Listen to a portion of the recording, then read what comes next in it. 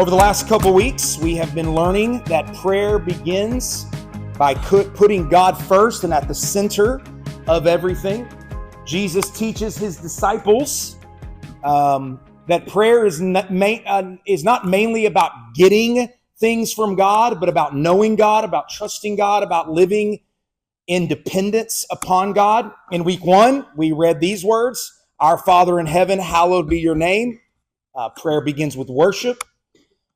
Before we ever bring our needs, we are taught to see God rightly, to treasure him deeply, and desire his kingdom above everything else. Prayer begins with God first. Then last week we learned that prayer also teaches us daily dependence.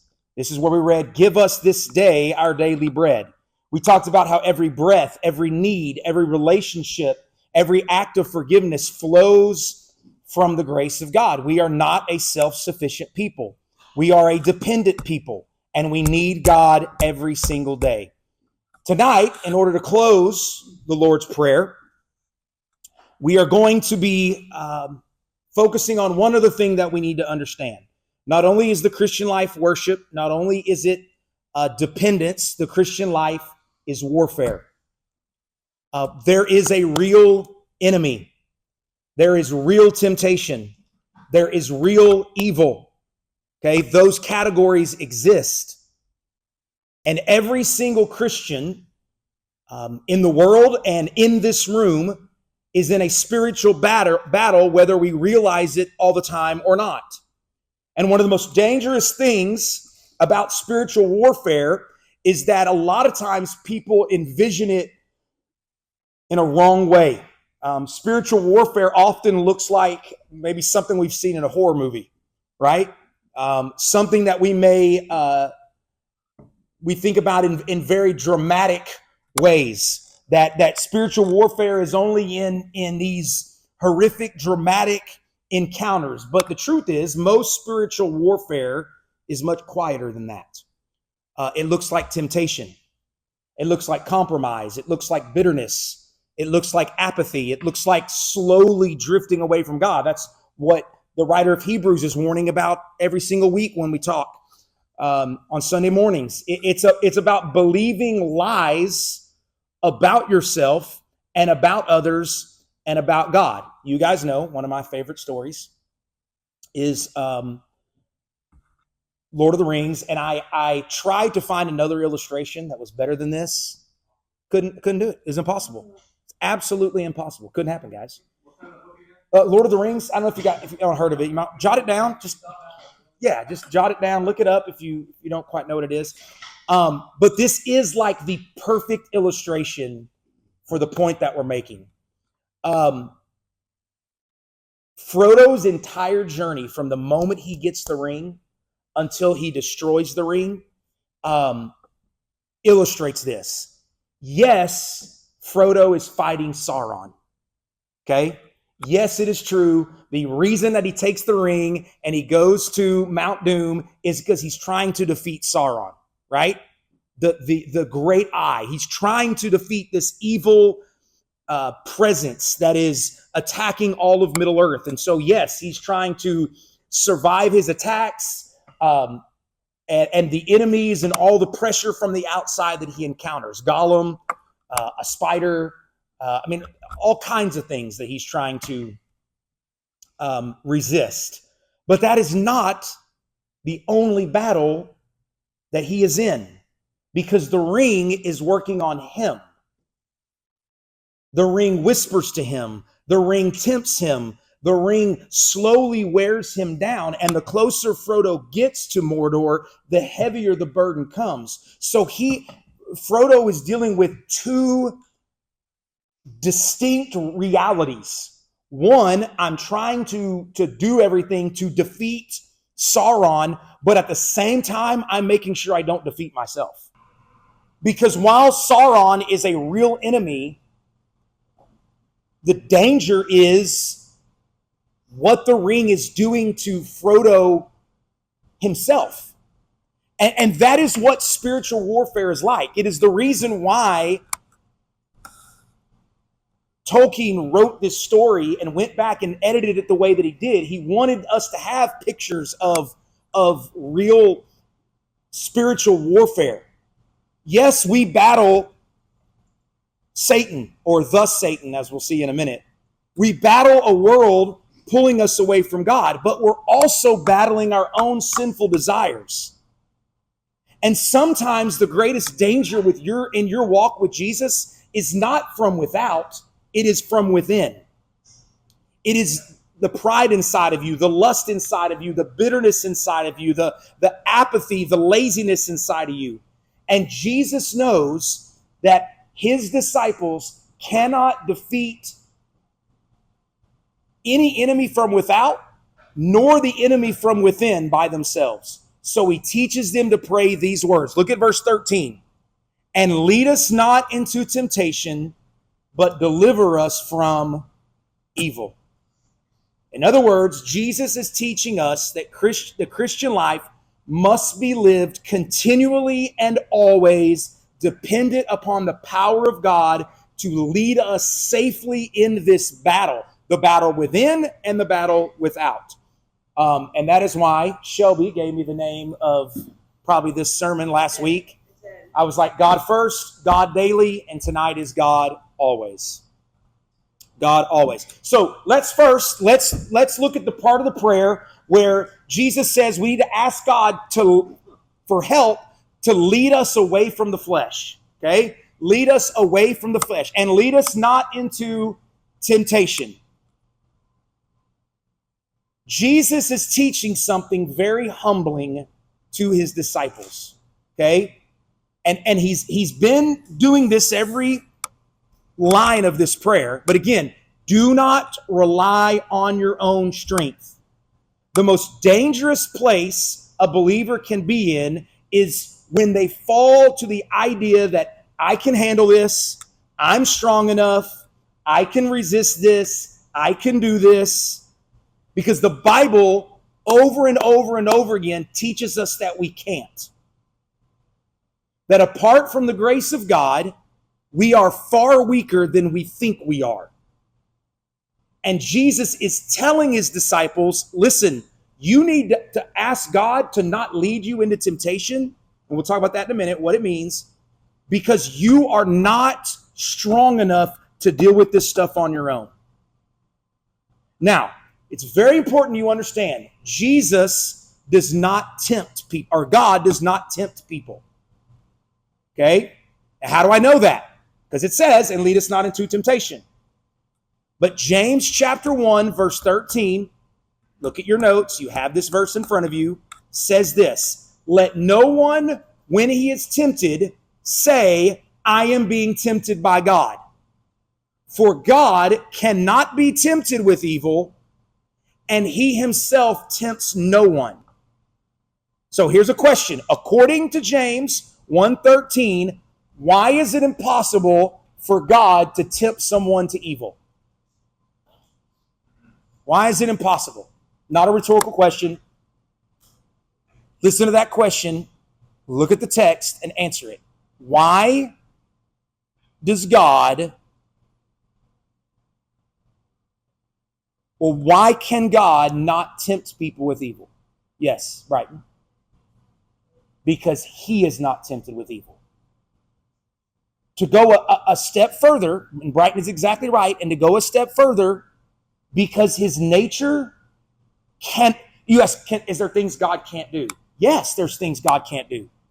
God cannot be tempted with evil. It's not like God's up in heaven every day fighting a spiritual battle like we are. Okay? It's not like Satan can go to God and tempt him. The nature, God's very nature, makes it impossible for him to be tempted. He cannot even fathom we can't understand it because it's just so far beyond us. But because he can't be tempted by evil, because it is against his nature to be in touch with evil at all like that, he can't tempt us either. So the holiness of God and the character of God will not allow him to. That means that we should pray that God would keep us from paths, situations, desires, and weaknesses that may pull us toward sin. So when Jesus says, pray, lead us not into temptation, this is a prayer of dependence. He's not saying, God, don't tempt me with sin. He's saying, don't lead me into areas where I will be tempted to sin. Don't lead me to a place where my weaknesses are going to be exposed, because I know I'm vulnerable. I know that I'm weak. God, I can't protect myself. So I don't want to be ever put in a situation where I have to rely upon my own strength or be tempted to rely upon my own strength. And honestly, it's hard for people to admit that we're this weak. Our flesh naturally wants to trust itself. But one of the greatest spiritual dangers in your life is your flesh. It is the sinful, fleshly desires inside of you. What kind of desires am I talking about? Pride, lust, anger, envy, greed, selfishness, the covetousness, the desire to seek approval, the desire to fit in, the desire to be our own God. And here's what these temptations do, okay? Here's what these desires do. They do not present themselves as ugly up front, okay?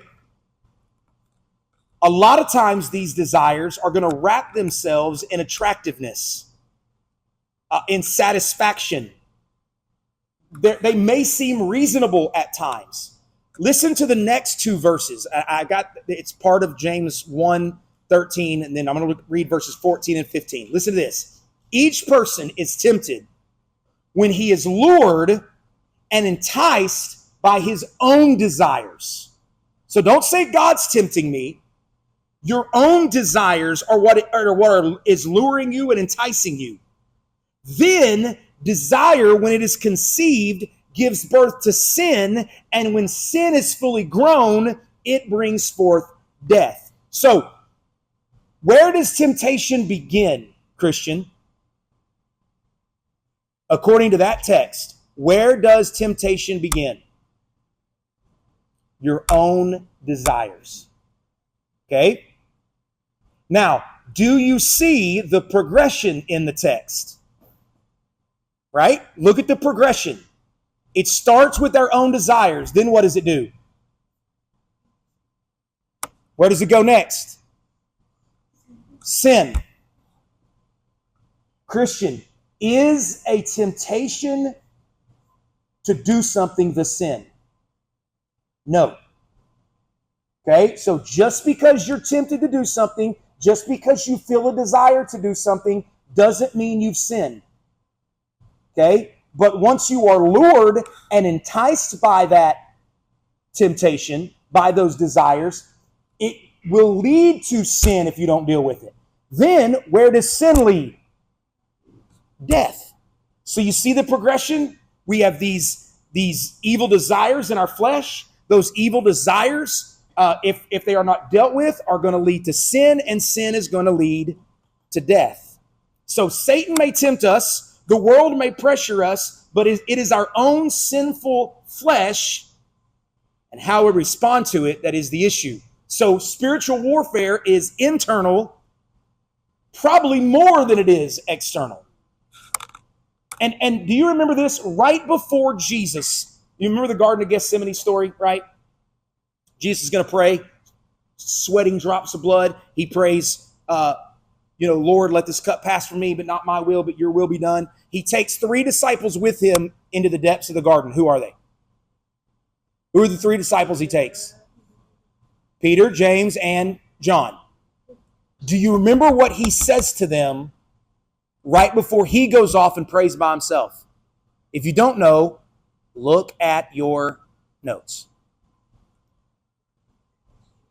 He says, watch and pray that you may not enter into temptation.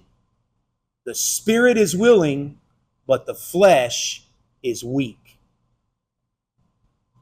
Now, what are the similarities between what Jesus just said and the Lord's Prayer?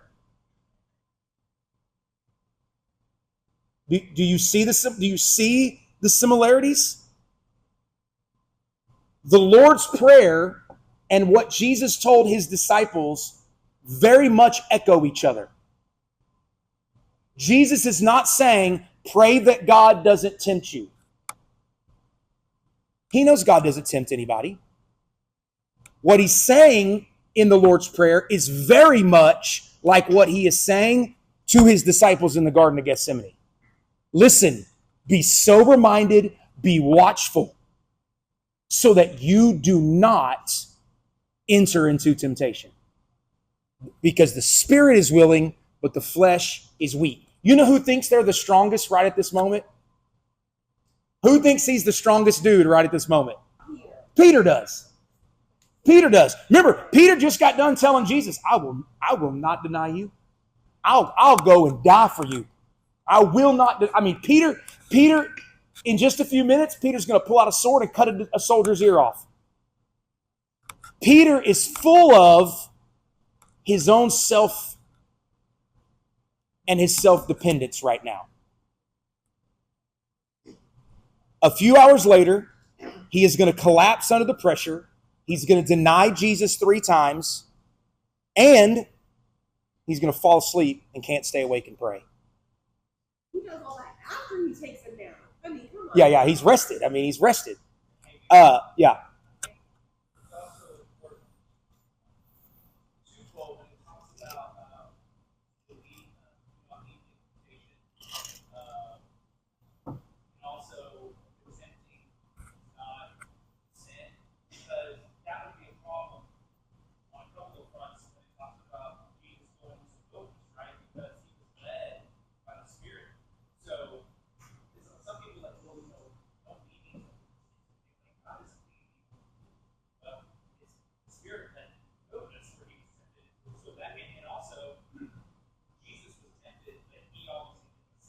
Right. So I think it's important to differentiate tempting from the sin, and also that yes, God doesn't call you to sin, but obviously He may sovereignly put you in positions where you're going to have to rely on the Spirit.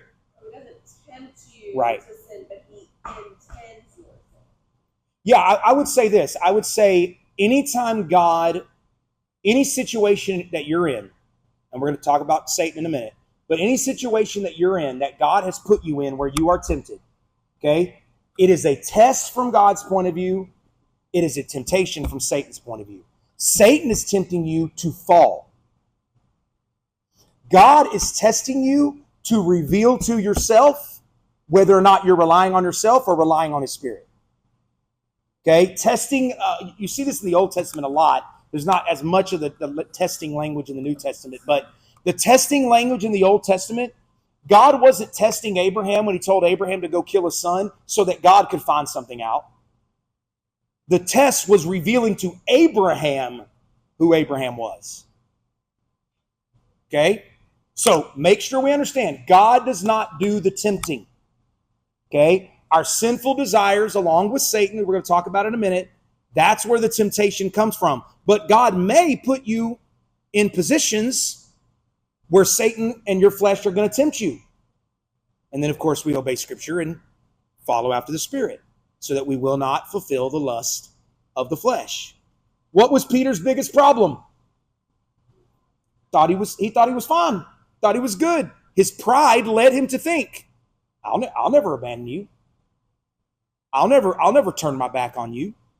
These guys might. Throwing them under the bus like crazy. But I never will. And honestly, many Christians fall into something similar like that a lot. Maturity does not mean becoming more independent. Real maturity is becoming more dependent. I'm going to give you a quote by John Owen. You have it in your notes. Be killing sin, or sin will be killing you. In other words, there is no neutrality in the Christian life. You're either walking in the Spirit or you're walking in the flesh. There's no middle ground.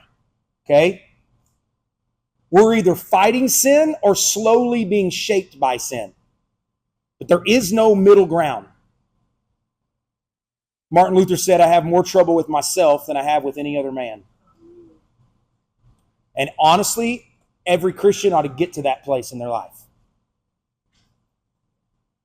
I have more trouble with me than I do anybody else. This is why Jesus is teaching us to pray the way he's teaching us to pray. This is a prayer opposite of self-confidence. It is a prayer of confession. God, I need you. My flesh is weak. Protect my heart. Guide my desires. And keep me near to you so that I can, because I can't survive this battle on my own. Second line of verse 13. This is where the prayer of deliver us from the Satan. Deliver us from the Satan. Of course, in the text it says, deliver us from evil. The Christian life is a battle against the flesh, but it is also a battle against the evil around us. We have a real spiritual enemy. Satan is not just a symbol of evil. Some people say that. Some people say, well, Satan isn't a real person. He's just a symbol of evil. But the truth is, Scripture clearly teaches that he is a real adversary who opposes God and seeks to destroy God's people. 1 Peter 5:8 says this, be sober-minded, be watchful. Your adversary, the devil, prowls around like a roaring lion, seeking someone to devour. Question, what do the commands be sober-minded and be watchful reveal about the Christian daily life? What does it mean for you daily to be sober-minded and be watchful? What does that say about your daily life? This requires an answer, so not a rhetorical question. And we don't have Yosius here and Eliab, so what does it say? What does it mean to be sober-minded? What do you think that means? What happens if you're not sober? Can you think clearly? If you're drunk, if you're on drugs, can't think clearly. Okay? So think clearly, think rightly, and be watchful. Why do you have to be on watch? Because you have a real enemy. You have a real enemy that seeks your destruction. So make sure you're always thinking clearly. Romans 12:1, renewing your mind, and be watchful every single day because that you have a real enemy and we are surrounded by spiritual darkness. Now, I said, deliver us from the Satan. Okay? In the Greek, there is a definite article. Okay? So in English, translators don't know exactly what to do with this. Okay? Because it could read one way, but deliver us from the evil. But then translators say, well, but that doesn't make sense. We don't see that kind of language used in the New Testament. The evil. And so some translators say this probably should be translated, deliver us from the evil one. If the definite article's there, it's probably talking about an evil one, not just evil. Now, the two go hand in hand, don't they? Deliver us from the evil one would be delivering us from evil, and delivering us from evil would be delivering us from the evil one. But it could be translated, deliver us from the Satan. Now, Satan is not his name, nor is his name devil. So we don't say devil, we say the devil. We're all just very used to calling Satan as if it is his name. What is his name, by the way? Lucifer. Okay, the great serpent, the snake, the dragon of Revelation. The Satan is actually a title. It refers to his accusation and his deceitfulness. Okay, so sometimes people think about evil generically without ever thinking about the Satan that is the force behind the evil. All right. Other people get so obsessed with Satan that they lose track of the evil all around them because they're putting it on one person. So there's got to be kind of a balance to that. Now I'll give you a quote by C.S. Lewis here in a minute. But here's why this prayer is so important. Deliver us from the evil one, the Satan, evil. What that reveals is we are praying to one who has complete control over the devil. In other words, we don't ignore Satan, but we also don't fear him. We're not afraid of Satan. We're not afraid of the devil. We're not afraid of Lucifer. We're not afraid of the dragon. And this is what this prayer is teaching us. Well, because the reason why we're not afraid is because the one we're praying to delivers us from him. So Billy Sunday was a professional baseball player who eventually became a traveling evangelist. And he tells a story about one time in the middle of a revival meeting or an evangelical meeting. He was in his bed after, or I think the day before the event was supposed to start. And he had just spent a lot of time in prayer, a lot of time in the Word, and he goes to sleep. And he said he woke up and Satan himself was sitting at the end of his bed. He doesn't say it was a demon. He said it was Satan himself. Now, how he knows that, I do not know. But his response was, "Oh, it's just you." And he laid down and went back to sleep. Now, that is a man who understood who delivers him from the evil one. I'm reminded when I hear that story, I'm reminded of David when David says, you encircle my camp, I will lay down my head and rest. When Absalom's army is preparing to come attack, I mean, they're on the outskirts of David's camp. And David says, Lord, I trust you, and I'm going to lay down my head and rest. Because we're praying to one in Matthew 6 that can deliver us from the evil one. Ephesians 6:11 says this, put on the whole armor of God that you may be able to stand against the schemes of the devil. That word scheme, well, let me ask you, what does it tell you about how the devil works? When someone is scheming, what are things that come to your mind? What does it mean to scheme? Yes, Brighton. Huh? Plan? What kind of plans?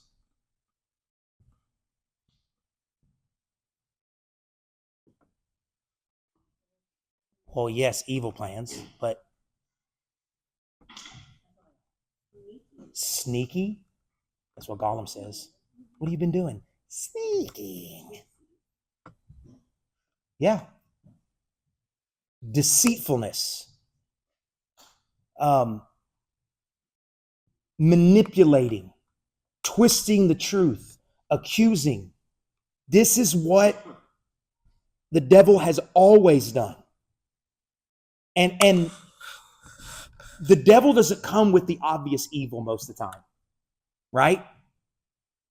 Satan did not come in the garden to Eve and go, listen, Eve, you eat this fruit, it is going to ruin your life. You're going to eat this fruit, and from here on out, God's going to put curse on you and put a curse on the earth, and all men are going to be sinners now because what Adam's going to do. And is that how he presented this? No, what does he do? He tricks and he schemes. Eve, you're not going to die if you touch this. God wasn't telling you the truth. God knows that if you eat this fruit, you're going to be just like him, and he doesn't want you to be like him. And all of a sudden, all of this scheming and tricking and deceiving comes into play. Distraction, compromise, spiritual numbness, making sin seem normal, convincing people that they really don't need God. This is how Satan attacks. From the very beginning, deception and scheming and tricking has been his mode. And by the way, that's exactly how he works today. He's worked like that from the beginning, and he's going to work like that till the very end. And now, guess what the world does? The world echoes those same lies. Okay? The world is just echoing the same thing that the devil is throwing out there. Constantly pressuring us away from God and to believe the lies and the distractions and the tricks and the compromise of the devil. And Jesus knows that his disciples cannot stand against this in their own power. He knows my disciples at the time he wrote it, and those of us who are following, he knows they cannot deliver themselves from this evil one.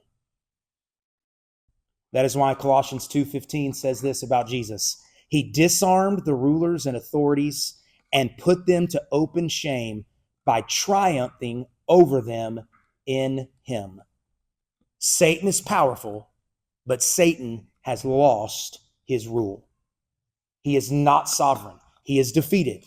Christ has conquered sin, the death, and hell through the cross and the resurrection. That means Christians, we do not fight for victory. We fight from victory.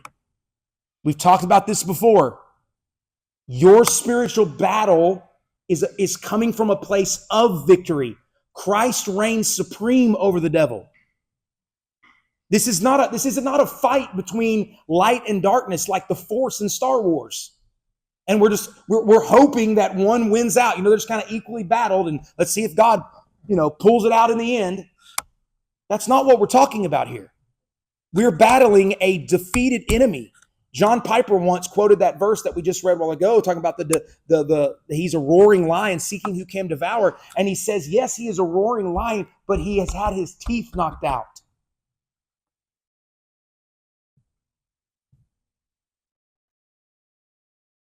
I told you I was going to give you a quote by Lewis. I just threw this in here because I think it's important for us. There are two equal and opposite errors into which our race can fall about the devils. One is to disbelieve in their existence. The other is to believe and feel in an excessive and unhealthy interest in them. He's saying, listen, there's two errors we can make. Not paying attention at all to the outward sin that is pressuring us and tempting us. Or that's all we pay attention to. That's all we think about. And that's why there's this balance here in these two lines. Lead us not into temptation inwardly. We got to deal with our own flesh. We got to deal with our own desires. We got to deal with our own stuff. And deliver us from the evil one. We're not just, I know Christians who everything is the devil in it. Everything's the devil, everything's the devil, everything's the devil. It's the wrong way of approaching spiritual warfare. Yes, there is a real enemy. That real enemy seeks to destroy us, but that enemy has been conquered. So we deal with it, right? We fight him. We deal with him. We ask God to protect us and deliver us. And at the same time, we got to focus on ourselves and our own fleshly temptations. So this prayer is a confession that says, God, protect me. God, guard me. God, help me stand firm. Keep me faithful in a world pulling me away from you. God, remind me that Christ has already defeated the world and the devil. So when Jesus ends this prayer, lead us not into temptation, but deliver us from evil, he's reminding his disciples that the Christian life is a battle. Every single moment. It is a battle against temptation, against flesh, against the lies of the enemy and the pressures of the world. And this danger is usually not one huge moment. Usually it's a slow drifting. When I have had teenagers and adults come to me and confess major moral failings, do you know what phrase I hear all the time? I can't believe I got here. I don't know how I ended up here. I never thought I would be in this situation. Right, because most of the time it doesn't start with 0 to 100. It's a slow drift to that. And that's why we're called to pray like this all the time.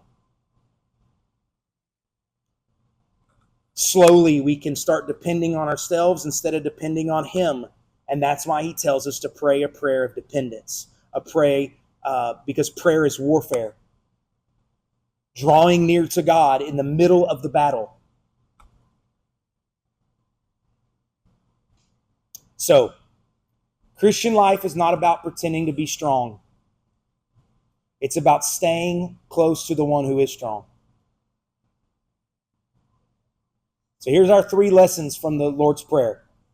God first, hallowed be your name. God daily, give us our daily bread.